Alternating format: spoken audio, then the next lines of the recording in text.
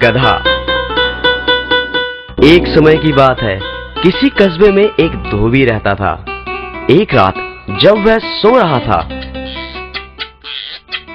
एक चोर उसके घर के पिछवाड़े में आ घुसा।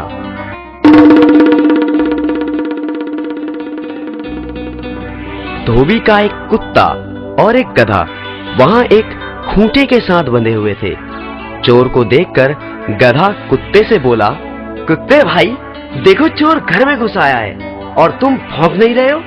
क्या ये तुम्हारा फर्ज नहीं कि तुम भौंक कर मालिक को जगाओ? यदि तुम ऐसा नहीं करोगे तो चोर चुपचाप चोरी करके यहाँ से रफूचक्कर हो जाएगा। बात तो तुम्हारी ठीक है, परंतु तुम तो जानते ही हो मैं दिन रात मालिक के घर की चौकीदारी करता हूँ और तुम भी कोई कम काम नहीं करते, परंतु हमें मिलता ही क्या है? हमें ढंग से पूरा भोजन तक नहीं दिया जाता। ये बात तो तुम ठीक कह रहे हो, परंतु कुछ नहीं। मैंने तो सोच लिया है, मैं आज नहीं भौंकूंगा। मालिक को जब तक हानि नहीं होगी तब तक वो मेरी कदर नहीं करेगा। देखो, ऐसे आड़े वक्त में ऐसी बात सोचना गलत है। मुसीबत के समय अपनी मांग रखना उचित नहीं। मैं उचित अनुचित कुछ नहीं जानता। मैंने तो जो कह दिया सो कह दिया।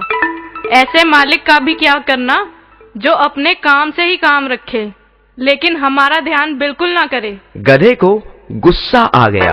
ओए मतलब परस, तू अपने फर्ज में कोताही कर सकता है, परंतु मैं तेरी तरह कमीना नहीं। लगता है मुझे ही कुछ करना पड़ेगा। और गधा जोर जोर से रैंकने लगा।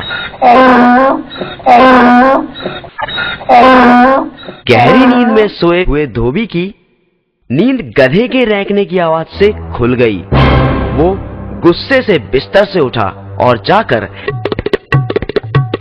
लाठी से गधे को जोर जोर से पीटने लगा। पिटाई इतनी बुरी तरह से हुई कि कमजोर गधे ने वहीं अपने प्राण त्याग दिए। तो बच्चों, समझे कुछ? इसीलिए तो कहते हैं, अपने काम से काम रखो, दूसरे के काम में टांग ना अड़ाओ।